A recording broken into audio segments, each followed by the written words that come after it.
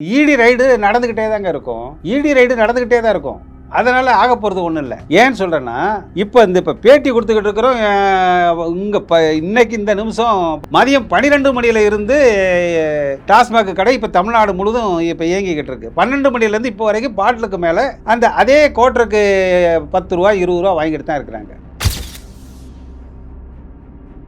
ஒரு நாளைக்கு 100 கோடி ரூபாய்க்கு தமிழ்நாட்டில் குறைஞ்சபட்சம் ஒரு 100 கோடியிலேருந்து 150 கோடி வரைக்கும் ஒரு நாளைக்கு சேல்ஸ் ஆகிட்டு இருக்கு. அவரேஜாக நீங்கள் பார்த்தீங்கன்னா உங்கள் சட்டமன்ற பட்ஜெட்டுக்கு இதில் கிட்டத்தட்ட 50,000 கோடிக்கு வருமானம் வந்திருக்கு. இதன் மூலியமாக டாஸ்மார்க் மூலியமாக வருமானம் வந்திருக்குங்கிற விஷயத்தெல்லாம் சொல்லி அந்த 10 ரூபா இதில் கணக்கு வருமா? இதில் வராது. டாஸ்மார்க்கில் கண்ணுக்கு தெரிஞ்சு தமிழ்நாட்டில் இயங்கக்கூடிய கிட்டத்தட்ட 4000 டாஸ்மாக் கடையில் மதியம் 12 மணியில் இருந்து இரவு 10 மணி வரைக்கும் பாட்டுக்கு மேலே கண்ணுக்கு தெரிஞ்சு 10 ரூபா 20 ரூபா 50 ரூபா வாங்குறாங்கல்ல. ஏன்டா பிளாஸ்டிக் கவர் விற்கிற சில்லறை கடையில் போய் பிடிக்க, அங்கே வண்டியை குறுக்க மறித்து 2 வீலரு காரில் கஞ்சா வச்சிருக்கான், இது குட்கா வச்சிருக்கான்னு பிடிக்க. ஆனால் கண்ணுக்கு தெரிஞ்சு கல்லாப்பட்டியில் பாட்டுக்கு மேலே 20 ரூபா வாங்கி 12 மணிலேருந்து வாங்கி போட்டுக்கிட்டு இருக்கானே, அதை ஏன் நீ பிடிக்க மாட்டேங்க? தமிழக வெற்றி கழகம் ஐயா விஜய் அவர்களை பார்த்து நான் பணிவோடு கேட்டுக்கொள்கிறது. இந்த நீங்கள் 4000 கிடைக்கும் தமிழக வெற்றி கழகத்துடைய தொண்டர்களை மதியம் 12 மணிலிருந்து இரவு 10 மணி வரைக்கும் ஒவ்வொரு கடை முன்பாக நிறுத்தி பாட்டுக்கு மேலே 10 ரூபா வாங்குவதை கண்டித்து நீங்கள் ஒரு உண்ணாவிரதம் அந்த கடைக்கு முன்னாடி நின்று நாங்கள் விற்க விட மாட்டோம் என்று சொன்னாலே போதும். 234 தொகுதியிலையும் டாஸ்மார்க் மதுப்பிரியர்கள் 1.5 கோடி பேருடைய ஓட்டும் அவர்களை சார்ந்திருக்கக்கூடியவர்களுடைய ஓட்டும் நிச்சயமாக தமிழக வெற்றி கழகத்திற்கு விழுகும். மதுவிலக்கு துறை ஐயாட்ட முத்துசாமிட்டு தான் இருக்கு. சட்டை அவர் சட்டை போட்டுக்கிறார். ஆனால் அவர் போட்டிருக்கிற சட்டை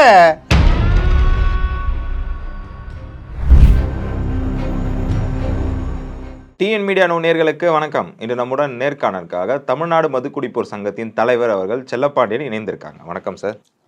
சார், தமிழ்நாட்டில் தொடர்ந்து பார்த்தீங்கன்னா டாஸ்மார்க்கில் இடி ரைடு நடந்துட்டு இருக்கு. இப்போ விசாகனை வேற இடி ரைடில் விசாரணையில் இருக்கார். இப்போ டாஸ்மார்க்கில் சப்போஸ் இப்போ இடி ரைட் தொடர்ந்து நடந்துகிட்டே இருந்துச்சுன்னா தமிழகத்தில் டாஸ்மார்க்கே இல்லை, மூடப்படும் அப்படின்ற மாதிரிலாம் வருமா?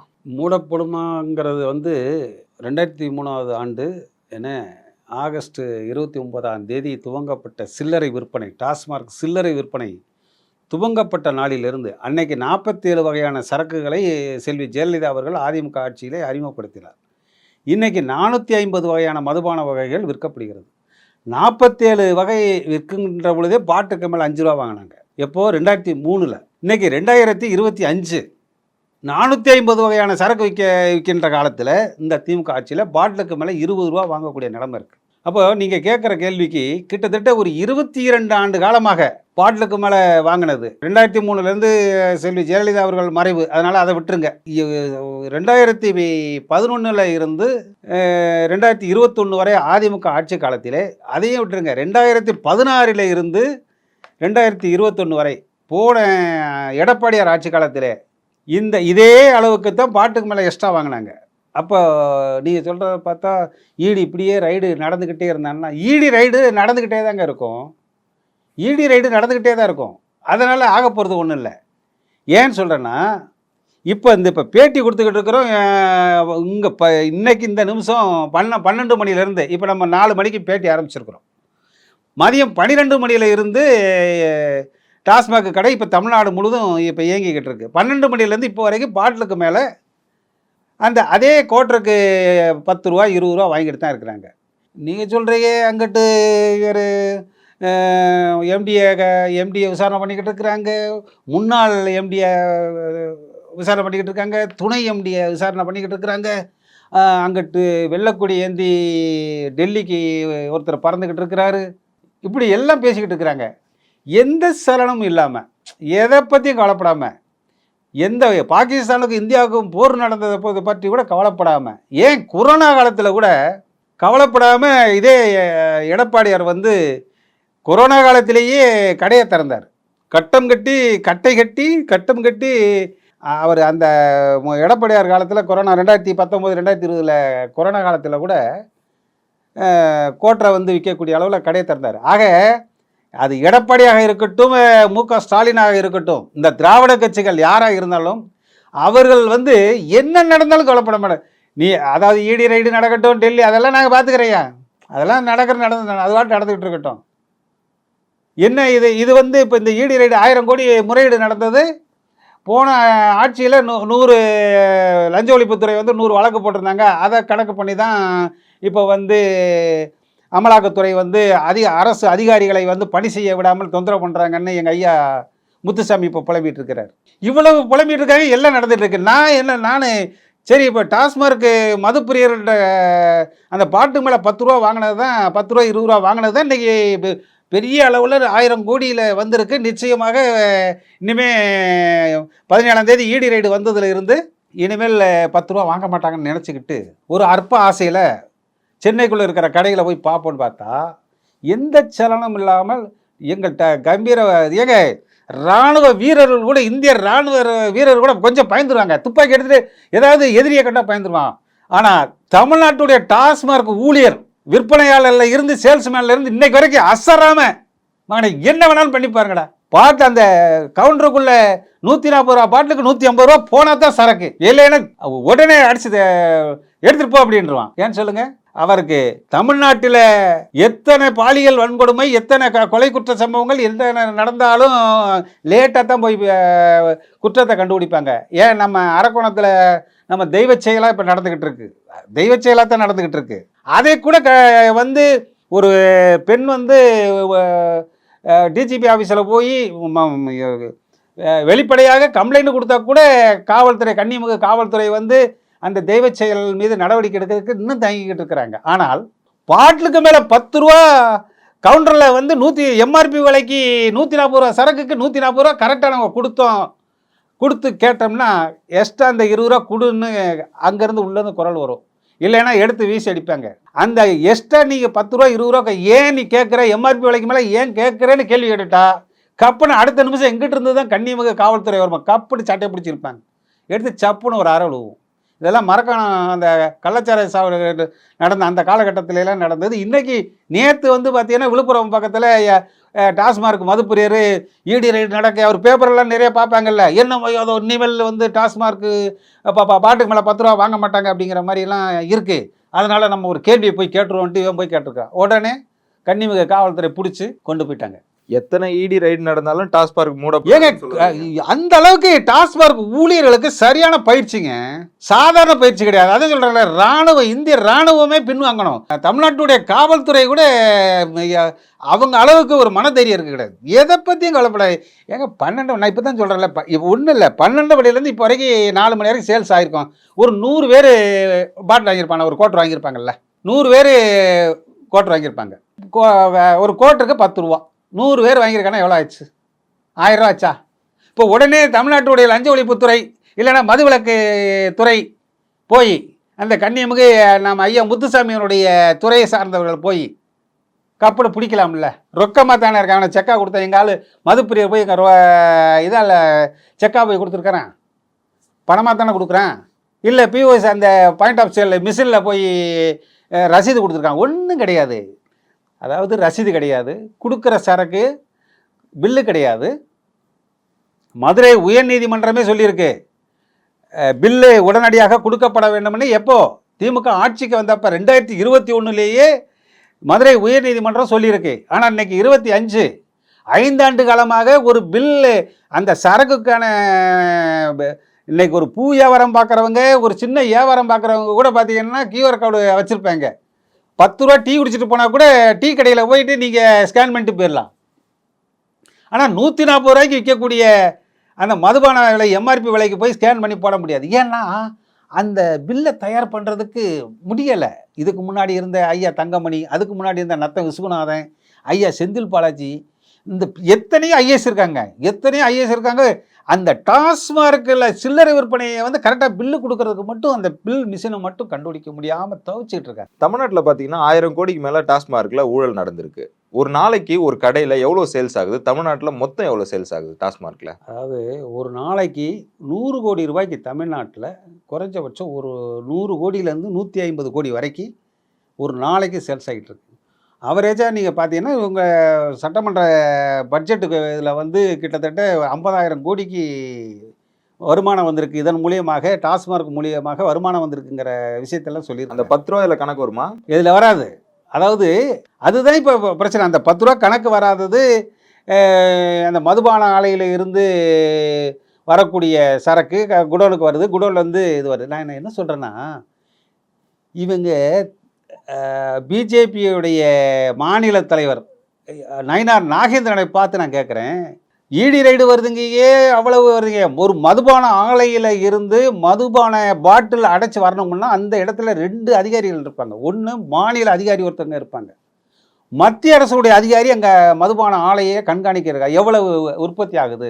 ஏன்னு கேட்டீங்கன்னா, அந்த மதுபானம் உற்பத்தி பண்ணுறதுக்கு உண்டான ஆல்கஹால் வந்து சாதாரணமாக நீங்கள் வந்து எல்லாத்துக்கும் பயன்படுத்த முடியாது. அது வந்து ஒரு ஏன்னா கள்ளச்சாராயத்துக்காக பயன்படலாம், இல்லைன்னா எரிபொருள் அது வேறு கெமிக்கலுக்காகவும் தயார் பண்ணுறதுக்கும் பெயிண்ட்டு இந்த மாதிரி தயார் பண்ணுறதுக்கு போகக்கூடிய மூலக்கூறும் அதில் இருக்குது. ஆக அந்த மதுபானங்கள் எவ்வளவு தயாராகுங்கிறத மத்திய அதிகாரியும் மாநில அதிகாரியும் கண்காணிச்சுக்கிட்டு இருக்காங்க. அதை தாண்டி குடோனுக்கு வந்து குடோனில் வந்து சில்லறை விற்பனை கடைகளுக்கு வந்து டாஸ்மாக் கடைகளை விற்பனைக்கு வருது அப்படின்னா, அதில் இவ்வளோ ஊழல் நடக்குது அப்படின்னா, பெரிய எல்லாத்தையும் அதாவது அலட்சியமாக விட்டு ஊழல் நடந்த பின்பு அதை ஒரு பூதகரமாக ஆக்கி ஒவ்வொரு மாநில அரசுகளையும் இவ்வளோ ஊழல் பண்ணிட்டாங்க அப்படின்னு நீ சொல்கிறத ஆரம்பத்திலேயே அங்கே எங்கே பிரச்சனை உருவாகிறதோ, எங்கே ஊழல் தூங்குகிறதோ அங்கேயே கட்டுப்படுத்த துப்பற்றவர்கள் இன்றைக்கி வந்து இதை பேசிகிட்டு இருக்காங்க. ஏங்க இப்போ நம்ம பிளாஸ்டிக் கவரு அந்த அதாவது பார்சல் பண்ணக்கூடிய ஹோட்டல்லையோ இல்லை சில்லறை கடைகள்லையோ பாலிதீன் கேரி பேக்கை வந்து விற்கிறாங்கன்னா எங்கே பிடிப்பாங்க? சில்லறை கடைகளில் போய் பெட்டி கடையில் போய் நீ பிளாஸ்டிக் டம்ளர் வச்சுருக்கியா, பிளாஸ்டிக் கவர் வச்சுருக்கியான்னு பிடிக்காங்க. சரியா? ஆனால் இங்கே 2 வித்தியாசம் பார்க்கணும். இந்த பிளாஸ்டிக் சம்மந்தப்பட்டது இதெல்லாம் பார்த்தீங்கன்னா, இப்போ கஞ்சா 50 கிராம் வச்சுருந்தான், 100 கிராம் வச்சுருந்தான், 200 கிராம் வச்சுருந்தான். குட்கா வந்து பார்த்தீங்கன்னா சின்ன பாக்கெட் வச்சுருந்தான். அப்படி தான் பிடிச்சிருக்கான். சில்லறை அங்கே வந்தாங்க, 5 கிலோ கொண்டு போனான், 10 கிலோ கொண்டு போனான், வண்டியில் கொண்டு போனான், இப்படி தான் பிடிச்சிருக்கிறாங்க. மொத்தமாக உற்பத்தி ஆகின்ற குடோனை வந்து எங்கேயாவது பிடித்த வரலாறு கிடையாது.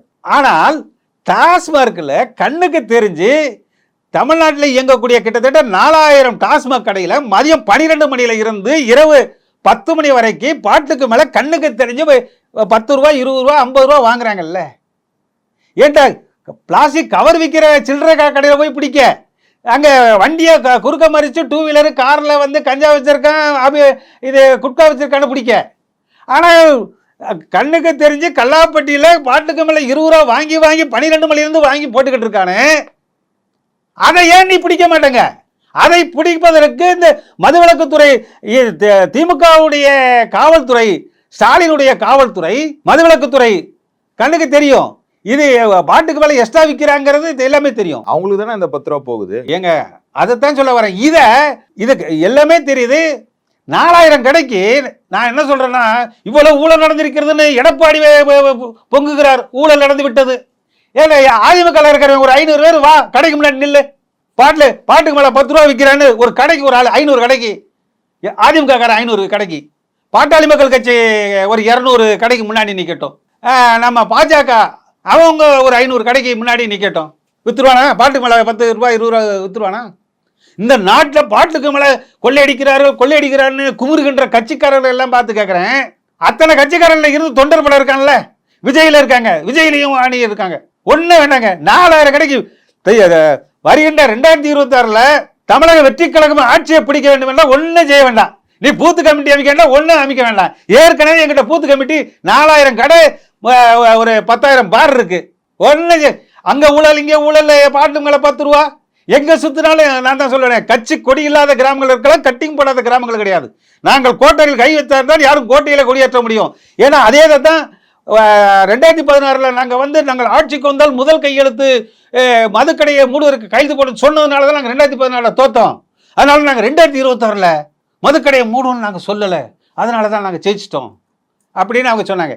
தமிழக வெற்றி கழகம் ஐயா விஜய் அவர்களை பார்த்து நான் பணிவோடு கேட்டுக்கொள்கிறது, இந்த நீங்கள் 4000 கிடைக்கும் தமிழக வெற்றி கழகத்துடைய தொண்டர்களை மதியம் 12 மணிலிருந்து இரவு 10 மணி வரைக்கும் ஒவ்வொரு கடை முன்பாக நிறுத்தி பாட்டுக்கு மேலே 10 ரூபாய் விற்பதை நீங்கள் உடனடியாக தடை செய்ய, அது நீங்கள் பாட்டுக்கு மேலே 10 ரூபாய் வாங்குவதை கண்டித்து நீங்கள் ஒரு உண்ணாவிரதம் அந்த கடைக்கு முன்னாடி நின்று நாங்கள் விற்க விட மாட்டோம் என்று சொன்னாலே போதும். 234 தொகுதியிலையும் டாஸ்மார்க் மதுப்பிரியர்கள் 1.5 கோடி பேருடைய ஓட்டும் அவர்களை சார்ந்திருக்கக்கூடியவர்களுடைய ஓட்டும் நிச்சயமாக தமிழக வெற்றி கழகத்திற்கு விழுகும். இந்த ஈடி ரைடு இவங்க பண்ற பிரச்சனை எல்லாமே மறைஞ்சு போகும். தமிழக வெற்றி கழகம் விஜய் அவர்கள் உடனடியாக இந்த கேப் மாதிரி முள்ள மாதிரி விஷயங்களை எல்லாம் தடுத்திட, டாஸ்மார்க் மதுப்பிரியருடைய ஆதங்கமான அந்த பாட்டுக்கு மேலே 10 ரூபாய் விற்பதை தடுத்திட 4000 கடைக்கு 4000 பேரை மட்டும் நிறுத்துங்க, பாருக்கு முன்னாடி நிறுத்துங்க, எக்ஸ்ட்ரா விற்கிறத மட்டும் தடுத்தாலே போதும். நீங்கள் வந்து சண்டை போட வேண்டாம். அது உண்ணாவிரதம் அறவழியிலே கடைக்கு முன்னாடி உட்கார்ந்துட்டாவே போதும். தமிழக வெற்றி கழகம் கொடியை பிடித்து தமிழக அரசு நிர்ணயித்த நேரம் மதியம் 12 மணிலேருந்து இரவு 10 மணி வரைக்கும் அரசுக்கு விரோதமாக, தமிழக அரசுக்கு திமுகவுடைய அரசுக்கு விரோதமாக பாட்டுக்கு மேலே விற்பதை தடுப்பதற்காகத்தான் நாங்கள் நிற்கிறோம்னு சொல்லி தமிழக வெற்றி கழகத்துடைய கொடியை பிடித்து, அதே மாதிரி இரவு 10 மணிலேருந்து மறுநாள் 12 மணி வரைக்கும் அரசுக்கு, தமிழக அரசுக்கு விரோதமாக நீ திருட்டு சரக்கு விற்கிறாய், அதை தடுப்பதற்காகத்தான் தமிழக வெற்றி கழகம் நிற்கிறது என்று இவர்கள் கொடி பிடித்து நின்னாலே போதும். 234 தொகுதியிலையும் தமிழக வெற்றி கழகம் ஒரு சாதனை படைக்கும் என்று தமிழ்நாடு மதுகுடிப்போர் விழிப்புணர்வு சங்கம் பதிவு செய்கிறது. ஓகே சார், இப்போ ஒரு செய்தி வந்திருக்கு. என்னன்னா, முத்துசாமி அவர்களுக்கு மதுவிலக்குத்துறை கொடுத்திருக்கு. ஆனா அது அவர் பார்க்கல, மறைமுகமா செந்தில் பாலாஜி தான் அதை கண்காணிக்கிறாரு அப்படின்னு சொல்லிட்டு ஒரு தகவல்லாம் வருது. இது எந்த அளவுக்கு உண்மை? அதாவது அவர் வந்து வயசாகி போச்சு, அவருக்கெல்லாம் கரகண்டால். புரட்சி தலைவர் எம்ஜிஆர் காலத்திலேயே அமைச்சராக இருந்தவர், அவருக்கு சலிச்சு போச்சு. இப்போ வேறு வழி கிடையாது. அவர் செந்தில் பாலாஜிக்கு வந்து அமைச்சர் பதவி பிடுங்கின உடனே பிடிங்கிட்டாங்க ஒன்றும் கிடையாது. கரூரில் போய் பார்த்தீங்கன்னா அவங்களுக்கு மக்கள் அமோக ஆதரவு இருக்குங்கிற மாதிரி தான் இருக்குது. அது அவருக்கு பொறுப்புமே கரூர் மண்டல திமுகவுடைய தேர்தல் பொறுப்பாளராக கூட செந்தில் பாலாஜிக்கு மதுவிலக்குத்துறை இப்போ செந்தில் பாலாஜி அவர்கள் தான் பார்க்குறாரு. அதாவது மதுவிலக்குத்துறை ஐயாட்ட முத்துசாமிட்டு தான் இருக்குது. சட்டை அவர் சட்டை போட்டுக்கிறார், ஆனால் அவர் போட்டிருக்கிற சட்டை இன்னொருத்தர் சட்டை, அப்படித்தான் இன்னைக்கு இருக்குது. அதனால் இது ஒரு இந்த எங்களுக்கு என்ன யோசனைனா, எத்தனையோ ஜாம்பவான்கள் இருக்கான். பிஜேபியில் அண்ணாமலை 10 ரூபாய்க்கு கும்பிட்னாரு, என்ன போய் கடைக்கு முன்னாடி அப்பா படத்தை ஒட்டினார், என்னென்னோ பண்ணாங்க. பாஜக அங்கிட்டு மதிமுக, அங்கிட்டு அதிமுக எல்லாம் சொல்கிறாங்க. ஆனால் அந்த பாட்டுக்கு மேலே அந்த 10 ரூபா 20 ரூபா விற்கிறத ஈடி ரைடு இப்போ நடந்த 17ஆம் தேதியிலேருந்து இன்னைக்கு 21ஆம் தேதி ஒரு 5 நாளுக்குள்ளே கூட அதை தடுத்து நிறுத்தக்கூடிய சக்தி ஒரு ஆற்றல் வந்து பாட்டாளி மக்கள் கட்சி கூட மாநாடெல்லாம் நடத்தி காமிச்சது. அங்கங்கே திருமாவளவன் கூட மதுவிலக்கு மாநாடு நடத்தினார், என்னென்னமோ பண்ணுறாங்க. ஆனால் இதை மட்டும் வந்து கட்டுப்படுத்த முடியல அப்படின்னு சொன்னால், மதுவிலக்குத்துறை அமைச்சர் ஐயா முத்துசாமிக்கு பின்னாடி வந்து மிக வலுவான ஒரு பின்னணி இருக்கிறது. இதையெல்லாம் கவனித்து கொண்டிருக்கின்ற தமிழக வெற்றி கழகம் அருமையான வாய்ப்பு. இந்த 10 ரூபா பிரச்சனையை யார் பாட்டிலுக்கு மேலே எம்ஆர்பி விலைக்கு மேலே நுகர்வோர் அந்த எம்ஆர்பி விலைக்கு மேலே வாங்குவதை யார் தடுக்க திராணி இருக்கிறதோ, அதுவும் டாஸ்மார்க் ஊழியர்களோடு அந்த ஊழியர்களுடைய திறமையை முறியடிக்கக்கூடிய, எப்படி பாகிஸ்தான் வந்து ட்ரோன்களை வந்து இந்தியா பார்டர்களில் அனுப்பியதோ அதை போல இன்னைக்கு டாஸ்மார்க் ஊழியர்கள் என்ற ட்ரோன்கள் தெளிவாக இருக்கு. நீ என்ன ஈடி ரைடு வந்தாலும் சரி, அது பிடி ரைடு வந்தாலும் சரி, ஐடி வந்தாலும் எதை பார்த்தியும் காலை இல்லை. எல்லாம் ரொக்கமாக நாங்கள் வாங்கி குவித்து கொண்டே இருப்போம், முடிந்ததை பார் அப்படின்னு.